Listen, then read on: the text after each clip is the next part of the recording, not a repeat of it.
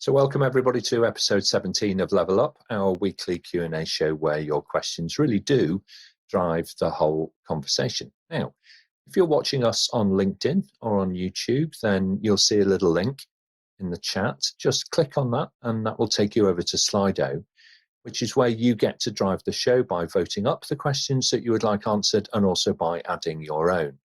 First half of the show is general Q&A. So you can ask pretty much anything that you would like on the topic of public-private partnerships.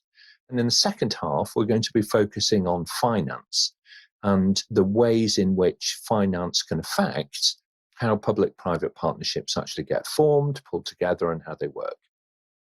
So let's jump straight into it and meet our panel for today. I'm delighted to welcome many panelists back again for their second or their third appearance.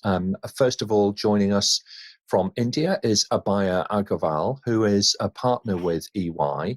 And besides working in India, he's worked right across more than 20 countries in Africa, Southeast Asia, the Middle East, and so on. So Abhaya, welcome. Great to see you again. Thank you, Nick. Happy to be here answering questions. I'm partner with Ernst & Young in infrastructure and PPP practice. Look forward to participating. Okay, excellent. Joining us from Lagos in Nigeria is Nyananso Ekanem. Nyananso is the managing consultant with Weircapacity. And his work really does bridge federal government with commercial organisations. He acts as the interface to bring those folks together. Good to see you again, Nyananso, and welcome to the panel. Okay, so we'll come back to Nyananso in a few moments. Andre Kruger is the Chief Operating Officer at PPP Training in South Africa. And between him and his colleagues, they've upskilled more than 500 now infrastructure practitioners with the CP3P qualifications. Hi, Andre, it's great to see you again. Hi, Nick. Thank you very much for the opportunity and looking forward to today's session. So greetings here from Johannesburg, South Africa.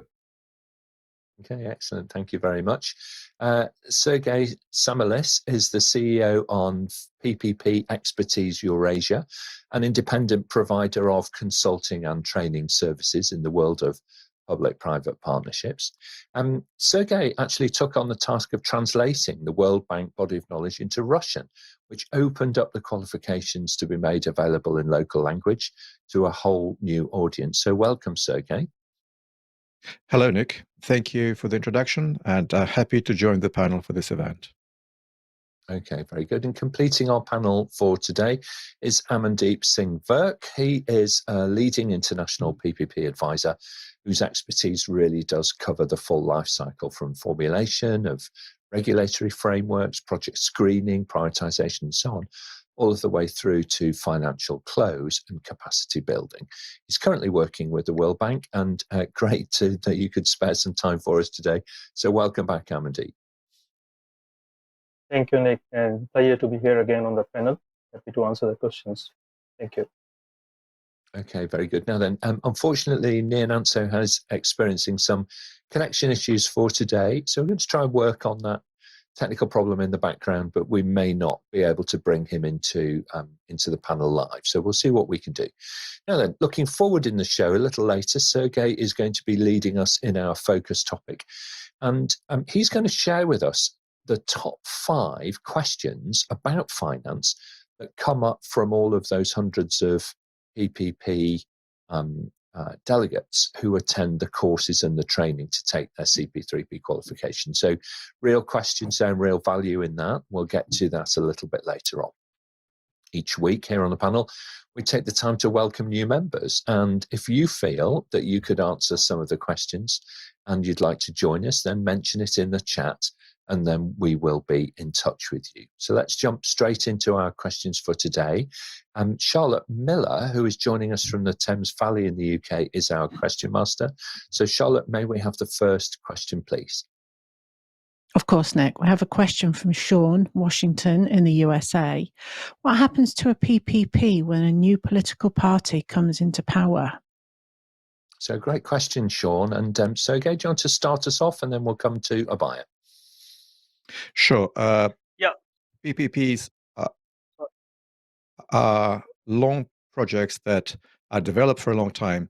So it's pretty typical that a political cycle is shorter than the life cycle of a PPP project. So potentially it is an issue that a government that started a project and maybe took it to commercial close is no longer there when the project is developing, and the new government has a totally different agenda, doesn't care much for this type of infrastructure, which could lead to problems. And I hope my colleagues from the panel may have lots of examples of such problems. Yeah, absolutely. Abhaya will come to you first, if we may, and then Amandeep next. Go ahead, Abhaya. Yeah, so if a PPP project has wider acceptance when it is being kind of propagated with the political parties, it will be accepted when the political party changes. But if it already has a lot of controversy in terms of project itself or the way it has been selected, I think it can run into problem. And in the early stages of developing countries, when the PPPs are introduced, there is a lot of skepticism around that. So we have, cases where some power projects were cancelled, even when they were erected, commissioned, because there were a lot of complaints. But I think last 20 years things are pretty stable in terms of political changes, etc. Because there is a larger audience for each of the project, and it is understood that it's very important to stay on. Okay, thank you very much. And Amandeep? Yeah, pretty well. Yes, it is a problem that if political parties are not aligned with the agenda, then it may have a problem. But generally, if it is done in a transparent and fair manner, if a political party, scuttle a project, it will be counterproductive for them. So, the lesson for us as a PPP practitioners to make it as transparent, as fair a process of selecting a private sector player. And if it is clean, no government or no political party can dare to, touch the project because it will be counterproductive. Example is like Philippines. Earlier the Aquino government was very gung-ho about the PPPs, and later on when Duterte came, then everybody was skeptical. Okay, no, all the projects will be scuttled. It didn't happen. So yes, there will be problem if there's an issue of transparency and fairness. Okay, thank you very much. And Andre, what are your thoughts on this? Yeah, I've just recently posted an article, a short case study on the Howard County Courthouse in the US that has gone through the process where there was political changes. The number of changes, I forgot the exact number, but it was something like 250 changes that were required by the new politicians coming into the project, so to speak. And the private sector was happy to accommodate that. And obviously, it was at no additional cost to government. So yes, it can be destructive in its worst, but there's a very good example in this project, the Howard County Courthouse project, that is now construction has been completed, and government is starting to use the project. But fortunately, the private sector and the public sector was open enough to successfully enter into the new project. Thanks. I think all really good points, and that's fantastic. So thank you, Andre, for that example, of a case study that we can refer to, for some guidance.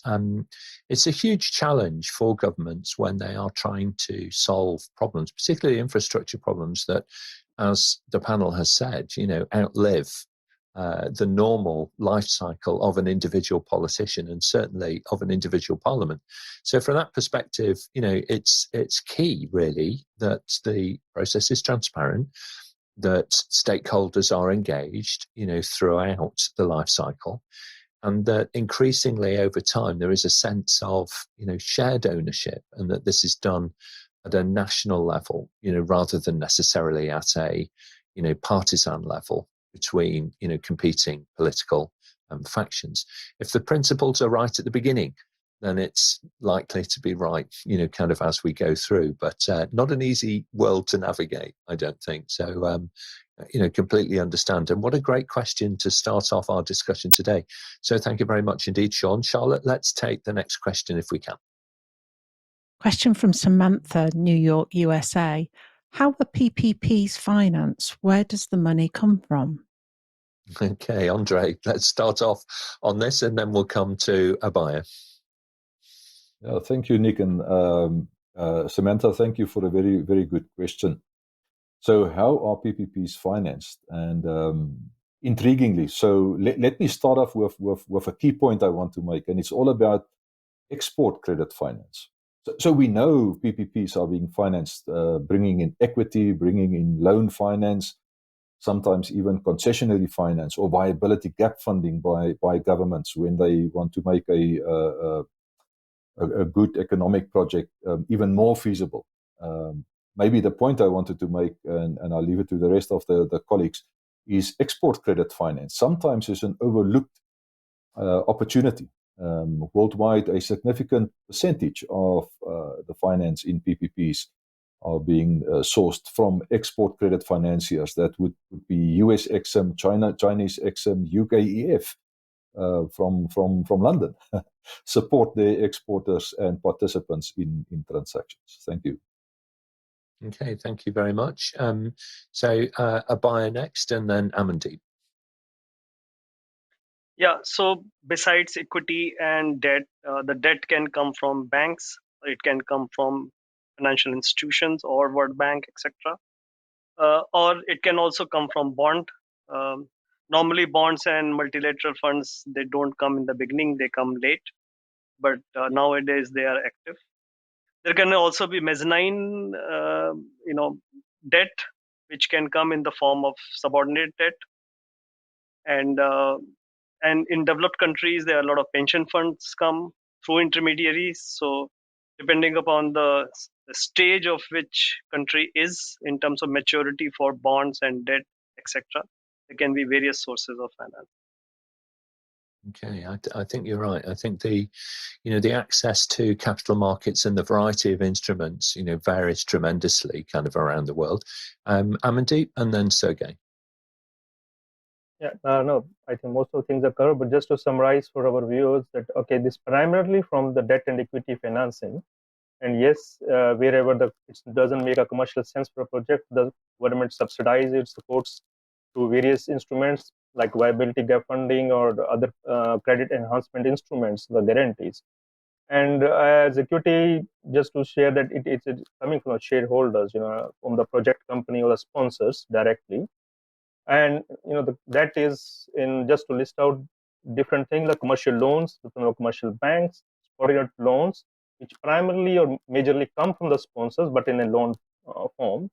Then the bond market is a big one. So that the bonds coming on long-term debt securities generally procured by the institutional investors through the public markets. And Andre made it a very good point. ECAs, facilities, export credit facilities, from the various traditionally asked from the governments to counter guarantee some project risk, etc. Then the MDBs, multilateral banks, agencies, and somewhere suppliers credits also, the long-term creditors also. Just to sum up that, okay, these are the all different ways of financing a PPP. Thank you very much. Sergei, what's your experience? Picking up on what colleagues already mentioned, of course, equity and debt are two main types of finance. But specifically, with getting back to your point, Nick, on access to finance, markets really vary in terms of how mature, how saturated financial markets are with different sources of finance. And that often drives what are the most important, the largest sources of particular debt finance for projects. So if we look at the market like the USA, where the bond market is probably the same, the GDP, the amount of GDP of the USA, and the market of India. I remember a couple of years ago, I read a publication that the bond market is about 1% of GDP. So this is the difference in access to different types of finance. Of course, bond issuance is very easy for American issuers, including municipalities, public sector, and therefore in many emerging markets, IFIs, international financial institutions, national development banks play a huge role as sources of finance for PPP deals. Yeah, thank you very much. And really insightful question about how to think about the ways in which finance is delivered. And of course, PPP projects over time may well refinance elements of their work as the project begins to enter the delivery phase and then goes beyond the build phase and into public use, if you like. So great question. Thank you very much, panel. Excellent answers. Charlotte, can we take the next one, please? Yes, we have a question that's just arrived from Ismail Hussain. A lot of governments are not allowed to enter into arbitration internationally and insist on using their local courts for disputes. How does that impact the finance of a PPP project, and how do lenders deal with it? It's a really insightful question here about the national use of legal frameworks and structures and so on in order to be able to solve problems as they arise. Abhaya? Yep. So I think it depends also on the judicial and arbitration process and their reputation in that country. Many of the times, if arbitration process and judiciary, they are known to be fair and you can handle that, then you may accept. And also, if arbitration process can be challenged in the court and enforced upon. So, but otherwise, I think it's a risk most of the international developer will not like to take. And domestic developers may take that risk because they know how to manage that risk, perhaps. Okay, thank you. Amandeep? Yeah, it's a very tricky question. It's a good question which has come forward, and it is always any PPP transaction quite a debatable point because lenders do want arbitration internationally and under UNCITRAL rules, and the issue becomes between the seat and the location of arbitration. And seat which is a legal one where the legal laws will be applied, and location could be anywhere in the world. So that's always a debatable, and many governments, as in this question is asked, many governments do they put down that okay, no, seat has to be their own country, right? And then the issue comes up, but if it is a low income country or the low graded rated company economy, then lenders have much say to get it internationally arbitration. Yeah, thank you very much. And it's that balancing all of the time, isn't it, of kind of risk reward and maintaining a framework of confidence around it all. Abhaya, do you have another thought to add? Yeah, so I think one of the thing also is very critical is that international arbitration is very, very expensive. The lawyers are very expensive. So if you are in India, Bangladesh or Pakistan, etc., you want to go for London or Singapore for arbitration, it has a huge cost for the government as well as for the private sector. So, a lot of things go into it. And again, the issue is that if you can manage what is the size of the project, and depending upon that, a developer can take a call or lender can take a call. Okay, thank you. Sergei?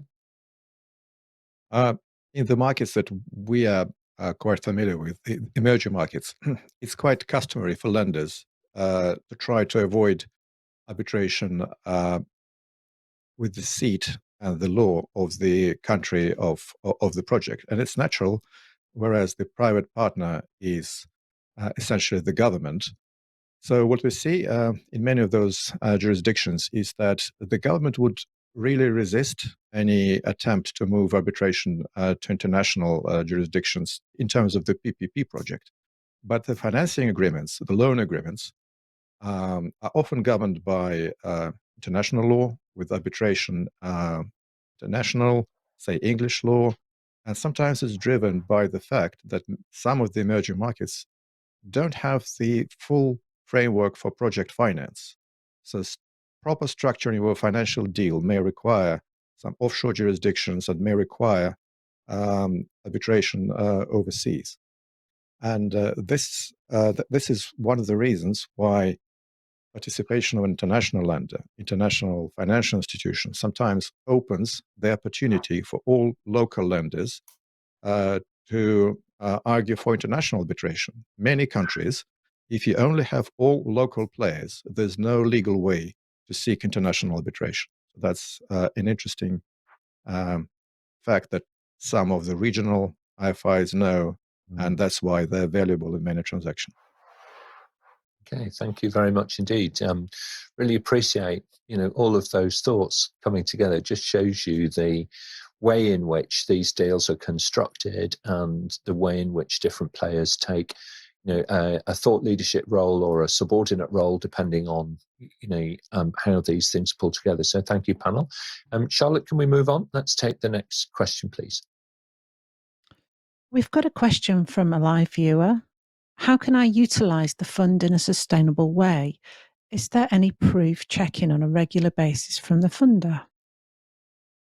All right, so I'm not sure that we've got the whole context here, but Abhaya, with the information that we've got, jump straight in and give us your thoughts, even if it's a "it depends" type of answer. Go ahead. So I will assume that I is a funder or lender.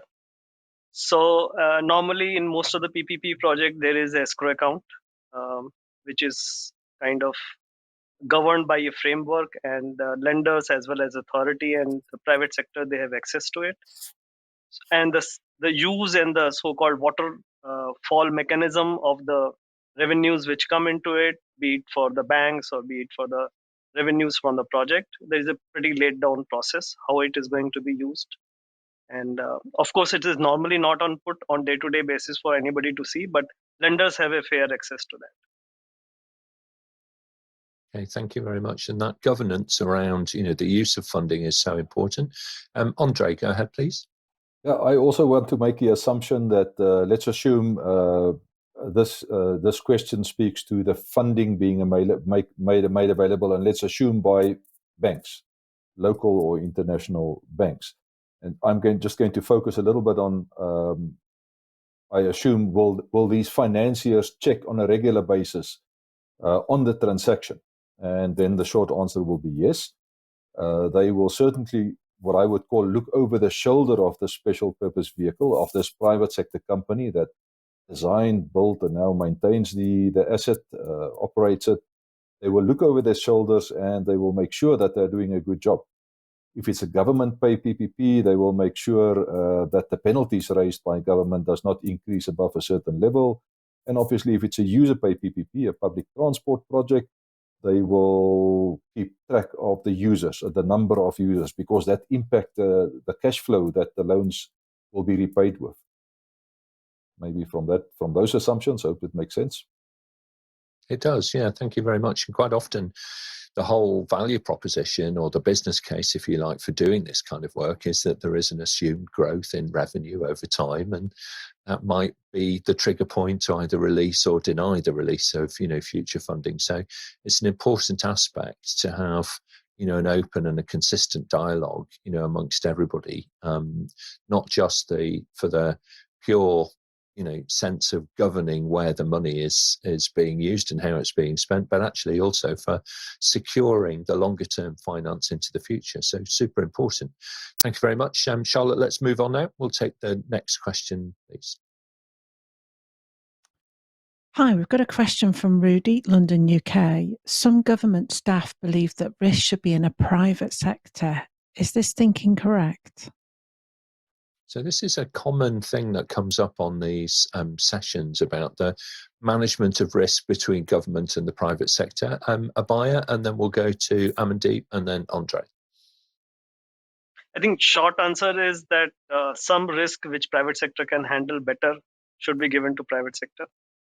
And some risk which government can handle, they should be handled by the government. There are some risks which are insurable, and there are some risks which can be then shared, which is left out as a residual risk. Okay, Andre, what would you like to add to that? Oh, sorry, Amandeep. Yeah, go ahead. Okay, Andre. Yeah, that's okay. fine. My fault. I apologize. No, it's okay. No, it's okay. So looking at the question, I can see that it's becoming like most of the emerging markets. The PPP was just initially in. There are myths between the governments. For example, I'm working on one of the transactions in East Africa. And the first question when the first meeting was, okay, how much revenue this PPP can generate for us? So okay, so there and the myth is, okay, all we are giving the land or the right of way for the project, and all the risks should be taken by the private sector. Yes, the substantial risks will be taken by the private sector, but whatever the risk, if it is allocated sensibly, allocated in a suitable, the party which is suitable to attend it. For example, the land titles or the legal encumbrances of the land, private party cannot handle it on, or many other, like there are shared risks also between the private and government sectors. All like protester action, something happens during the operation of the period, and it linger on, and it is hitting the project company in obligation. So where it is being shared and comes as a compensation event sometimes.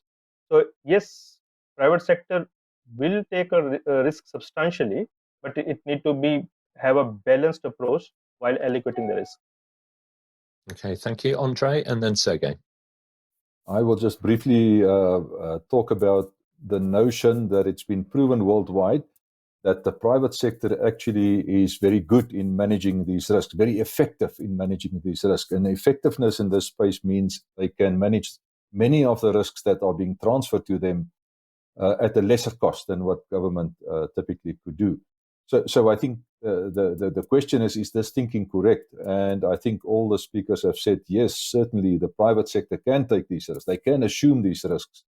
Not all of it. Certain of the risks, as our colleagues have said, they should be retained by government. But certainly the private sector can be very effective in managing many of these risks effectively. Okay, thank you very much. And Sergei, last thoughts on this one? Yeah, just to echo the basic idea that every panelist just mentioned, that it's not all of the risk that the government should be expected to allocate to the private side, not as much risk as possible. It should be balanced and sensible amount, which is best managed by the private party. And the value for money is used in many jurisdictions as the decision method for calculating whether the project gives value for money for the public investment in infrastructure or not. And the calculation of value for money is based on calculation of risk transfer. So I believe that though this is a mathematical calculation, it should not always give advantage to the project which gives most of saving, because ultimately risk transfer is only so good as the project is alive, is working. But if a project fails, if it's a total fiasco, all of this risk that the public side initially allocated to the private sector gets back to the public sector. You get your non-functional, probably not completely constructed project, and the public sector would have to bear the costs. So this is just to confirm that it's not the magnitude of risk, but the good structuring and making sure that the party that best manages controls the risk. Excellent. Thank you very much indeed. So we've got time for one more question, Charlotte, before we move to the focus topic. So let's take that one, please. We have a question from Kawim Bina of Swiss in Africa.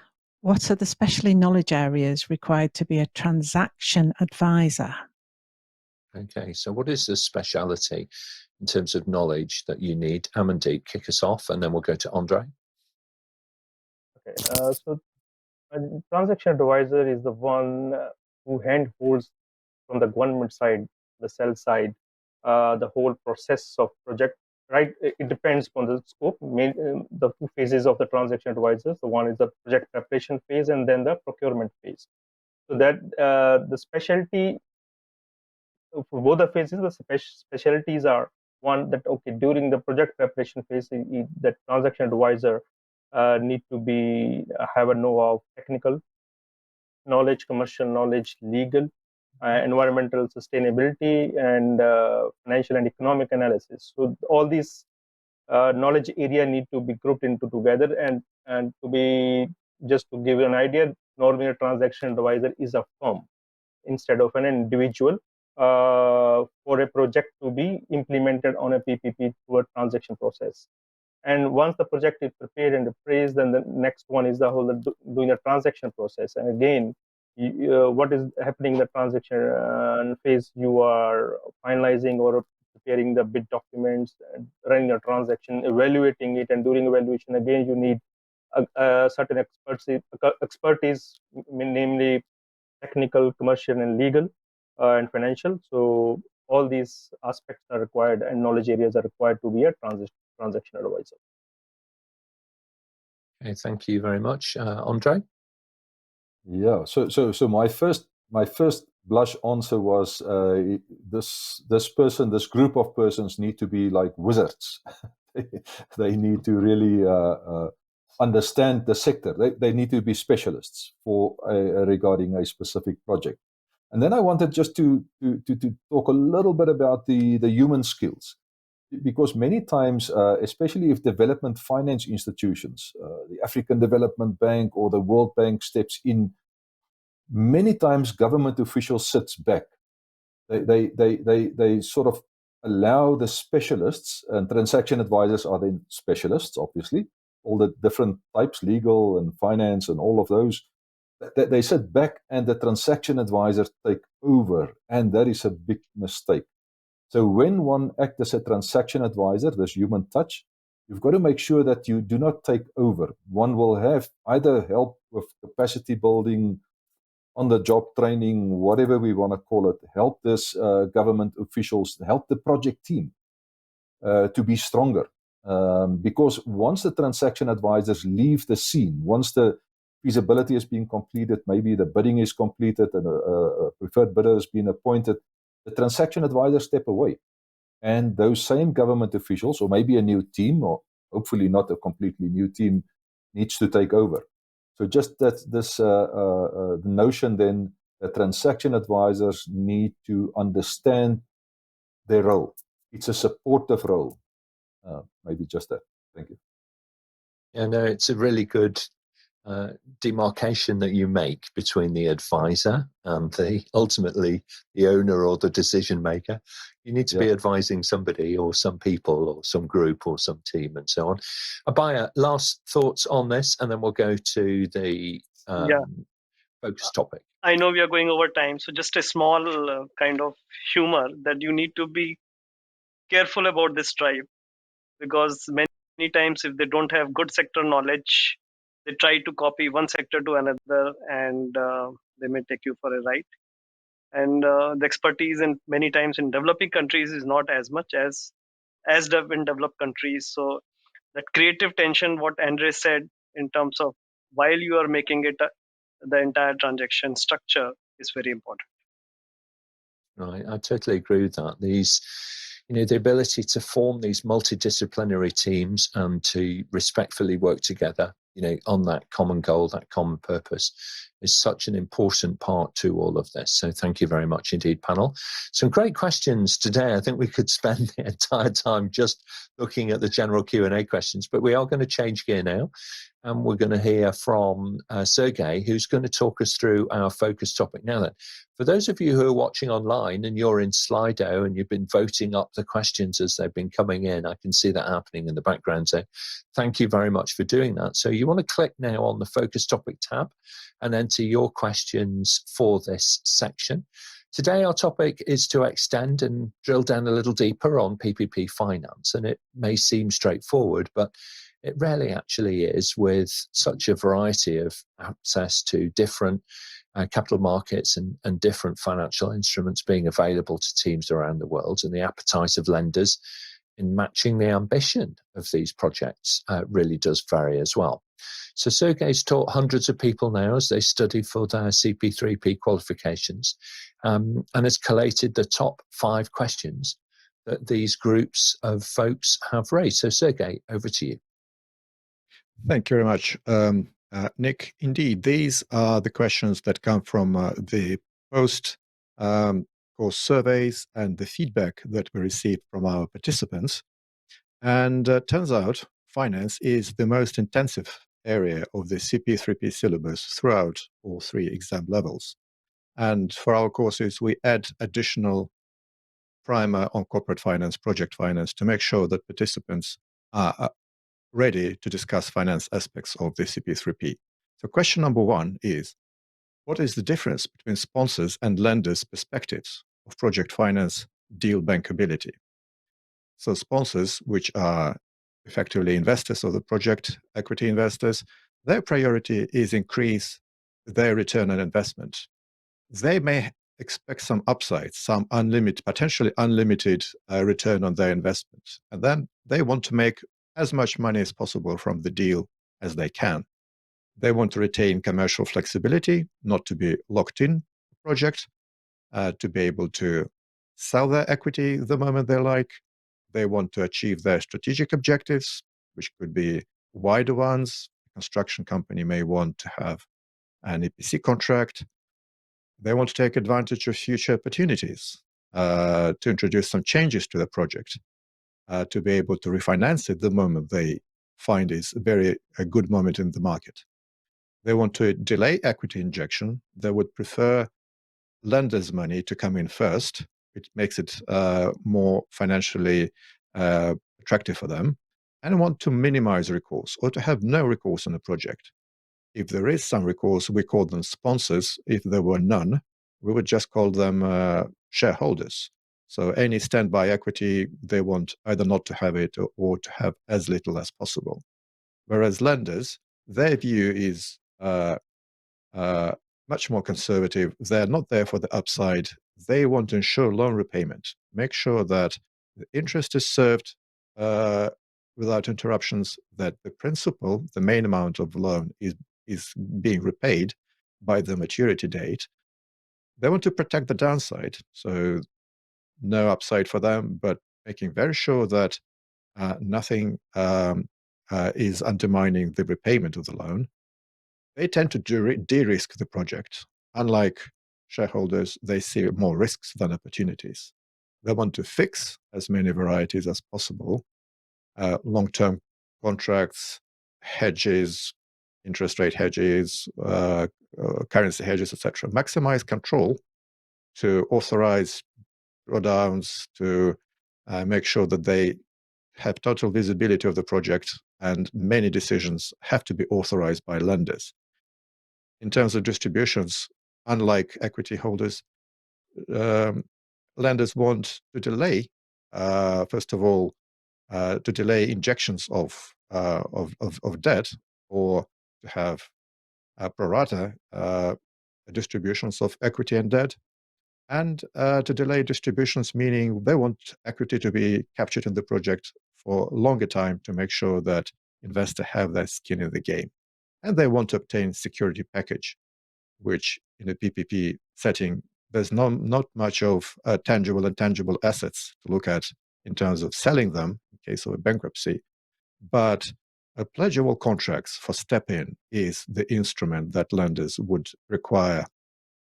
The second question is a very popular problem for many exam takers. Why is it cheaper to finance a deal with debt rather than equity? Sounds pretty counterlogical. I want to spend my money, not go to a bank. That would make it cheaper. So an answer to that could be achieved via the concept of weighted average cost of capital. So this is a kind of question we put in front of our learners. We show this structure of a hypothetical deal with 25% debt and 75% equity. You have the cost of debt, cost of equity. Weighted cost of debt, in this case, is 1%, taking into account the debt shield. Weighted cost of equity is 12, which makes WACC 13%. Then we ask our learners to do a quick sum.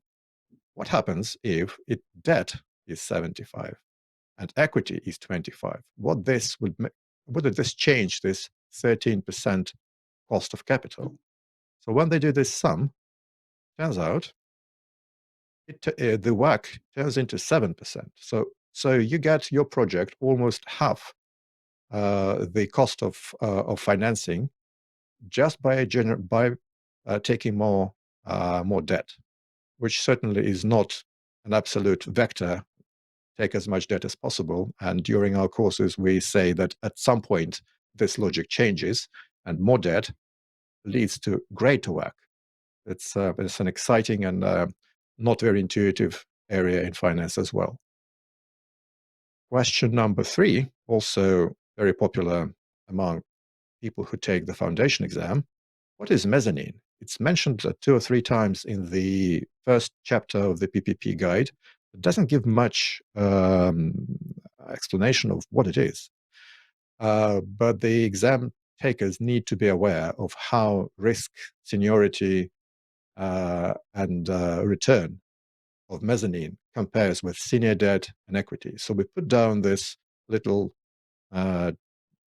picture to say that mezzanine is, as in any house, it sits above your stories, but below your attic.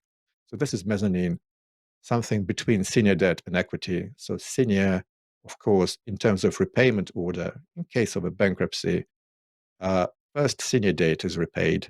If there is anything left in the accounts of the company, mezzanine debt is repaid. That's why it's higher risk than senior debt, but it's lower risk than equity, which is always the last in repayment order, and thus therefore is the riskiest of financial instruments.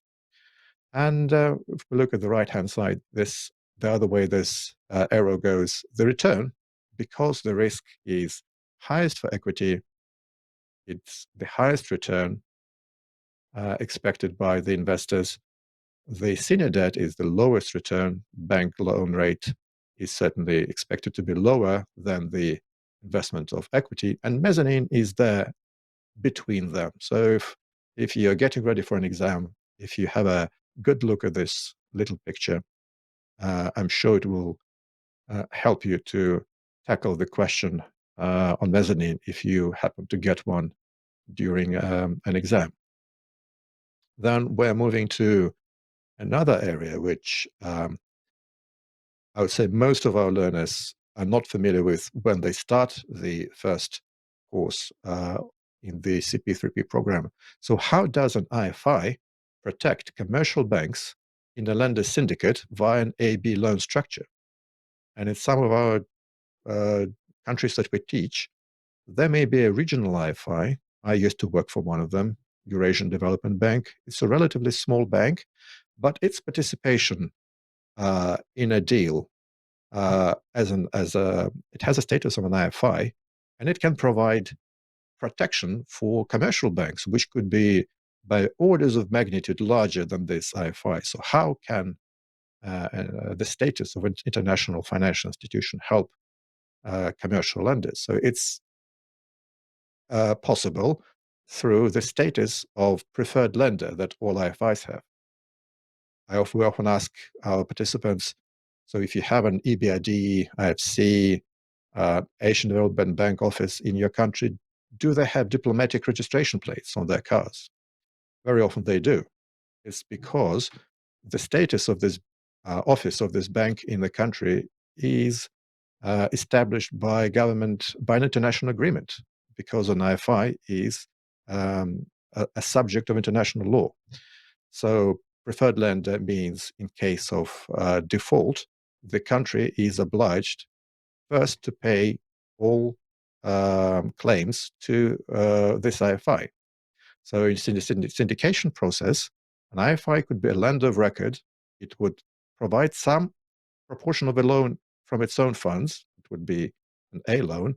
For a B loan, this IFI would also be on the books, but under its umbrella, it would have a few commercial banks which would enjoy the same regime of preferred lender as the IFI via the cross-default provisions. So you can't ensure that the IFI is getting repaid, but one of the commercial lenders is not.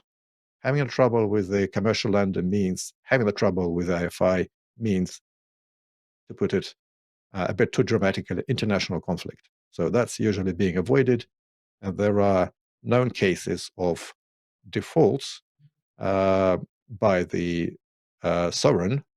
So at the same time, when the government would not be current on serving its Eurobonds, it would be paying whatever is covered by international financial institution loans, including the B lenders under their protection. And finally, what are the international financial institutions? Why are they so important for PPPs in emerging markets and developing economies? That's a building of the World Bank in Washington. And very briefly, we covered quite a lot of these aspects already in the earlier session. I would say support on PPP capacity building. A lot of the training programs that we run are financed by the IFIs who care about the public sector capacity for PPPs. So IFC, EBRD, ADB would be our clients. And I would just only mention two more. High resilience for political risks. There are academic publications saying that where commercial banks would turn their backs on a market with issues in investor protection rights, lenders of international financial institutions may still stay there. They know how to maintain the dialogue with the governments. So that's why an additional factor why they're important. And finally, counter-cyclical investment activity. During the subprime mortgage crisis and the financial crisis, a global financial crisis that followed, many of the FIs took the decisions to boost their investment and financing activity because they're policy lenders. They're not for-profit lenders, but they do this to support the economies of their markets of operations. That brings me to the end of my little feature. Okay, thank you very much. Fascinating insight and quite a deep dive, I think, as well. For our audience who are watching online, let's go back to our panel, if we may, and we'll start looking at the questions that have been stacking up in Slido on this topic. So Charlotte, may we have the first question, please? Question from Richard in Melbourne. Is it better to look for local financing for a PPP rather than international finance? What are the risks and benefits of international finance? Okay, Abhaya, go ahead. Yeah, so I think first thing is that if your revenues are in local currency and if you are taking international finance, then you are exposing yourself to the currency risk. So the best thing is to go for local. However, if you are a very strong sponsor who has got very good rating, you can raise money cheaper international. You may like to use that as well. I think second thing is the political risk. If you have local financing, normally government will refrain from taking political action on the project because that will make local banks risky. And local banks means local depositor, which is largely the public. So in terms of international, I think, again, if you have good credit rating, you can raise finance cheaper. Second thing is that you may be able to secure longer door-to-door if in the country it's not available. And third thing is it adds to the money inflow to the country. So you have diversified the resources. Okay, thank you very much. Andre?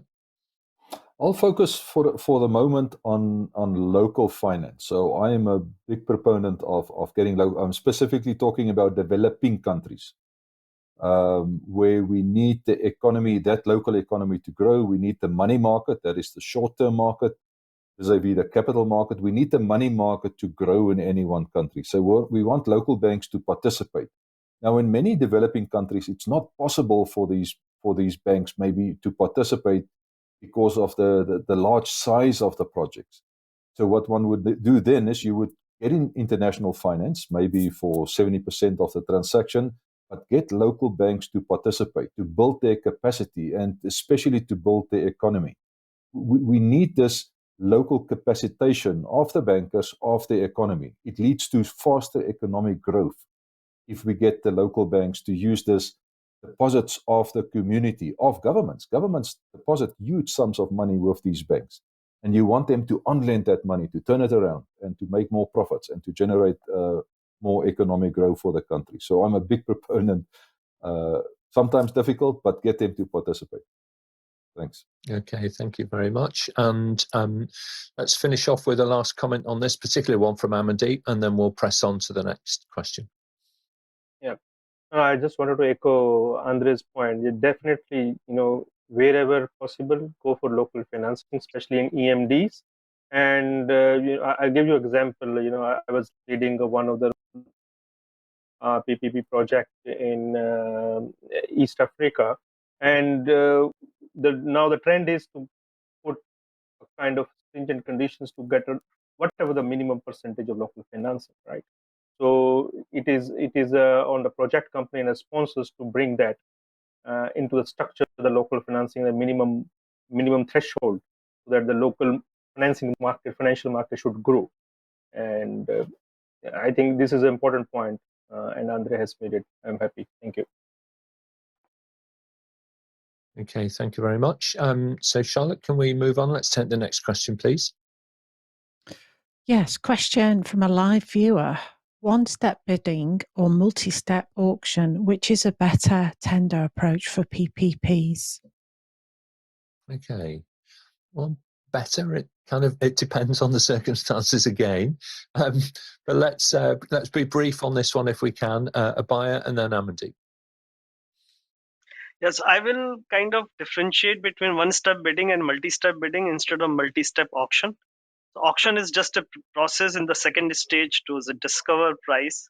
It can be through a tendering process, electronic versus physical, and auction process where you define what is the window in which somebody can put his price. So in terms of one-step bidding, normally the bidders are not able to participate and interact with the authority. And authority also has a little blind side in terms of what bidders are thinking, what questions they have.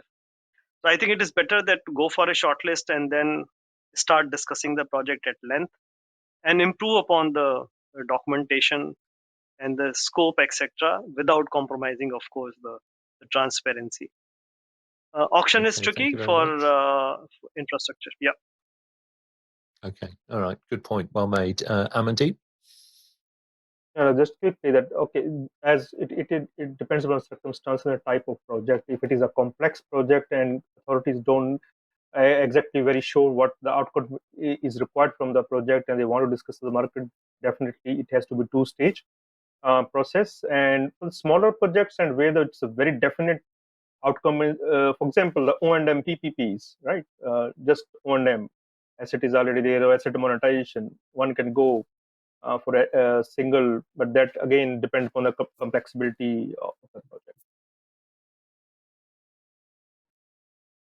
All right, thank you very much. Charlotte, we can fit in, I think, one or two more questions if we're real quick, panel. So next question, please, Charlotte.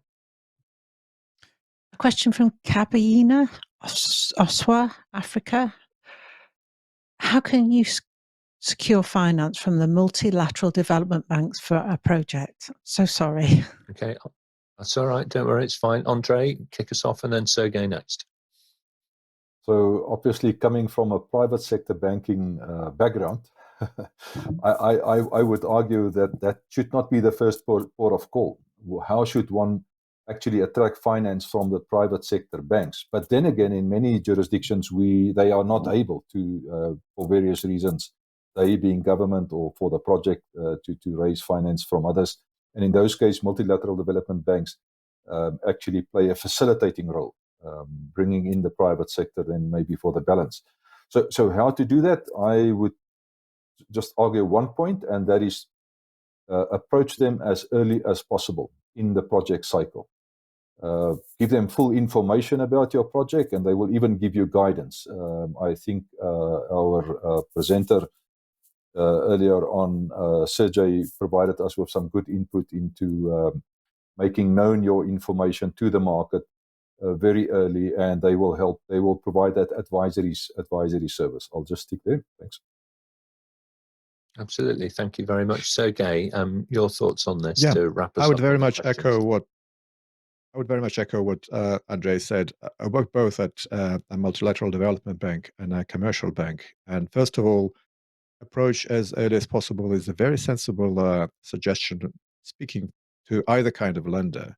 There were so many disappointed communications we had with the either the private side of a project developer, someone coming with an unsolicited proposal idea, or a public side seeding authority who put together an idea of a project, invested in financing advisors, put up some documents, and only at that stage started talking to lenders to realize there are so many aspects which lenders would require that were not taken account of. And the role of MDBs as advisors in the markets that we are mainly active with, the EMDs, is very much the same. Quite a few of the PPP units that we know in Central Asia, they have advisors financed by IFIs working full-time within the team of the PPP unit, sometimes a few highly skilled professionals helping the PPP units to work on the framework, to put together the pipeline, and preparing deals. Russia, where I come from, the first and probably still the best PPP project of Pulkovo Airport started with the World Bank acting as a strategic advisor. Then, after the project was taken to commercial close, they walked away, and it was financed. And by the way, it was financed with the leading role of IFIs. Everyone wanted private banks to take the lead, but during the financial crisis, no private bank was willing to take the risk. It was only a group of 6 IFIs who put the deal together, and then using their additionality principle, being additional to the local financial sector, to the private financial sector, they brought in several commercial banks via the syndication process.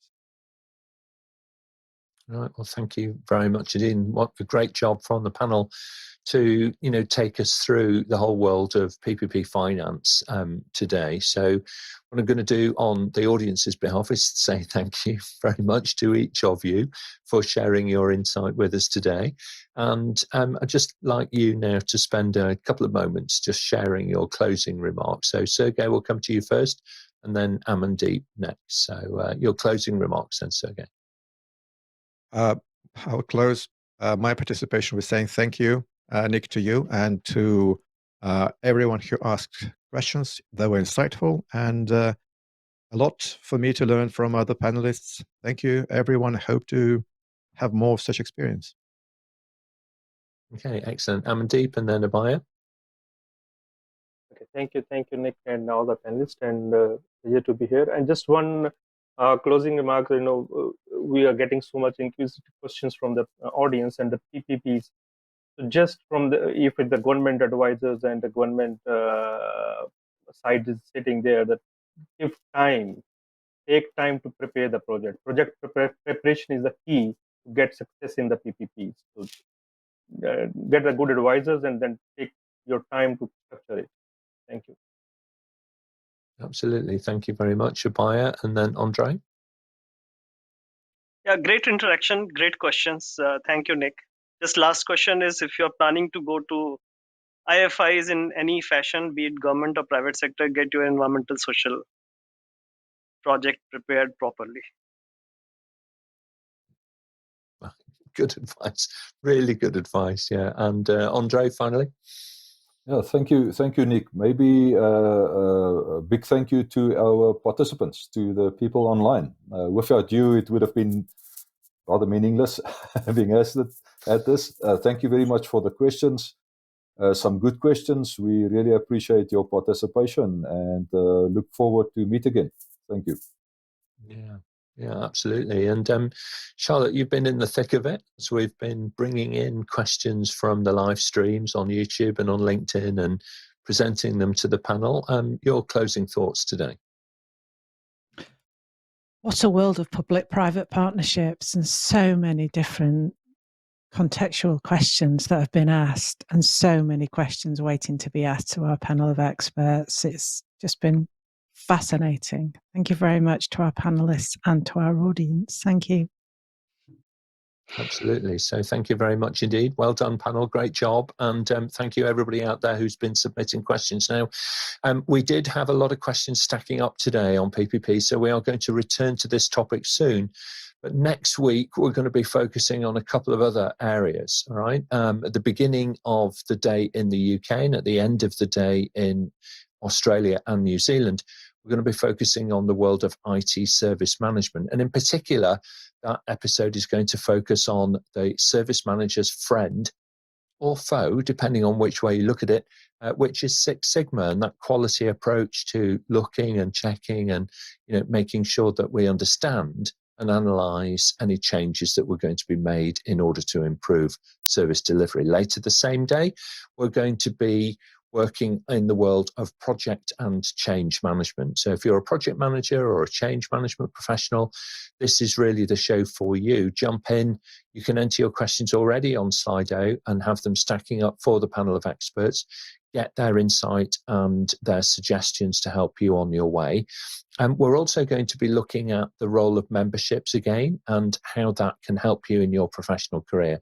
So if you are a member of a professional association in your country and you'd like to join us, then please just mention it in the chat and we'll see what we can do to get you set up to join us next week on the panel.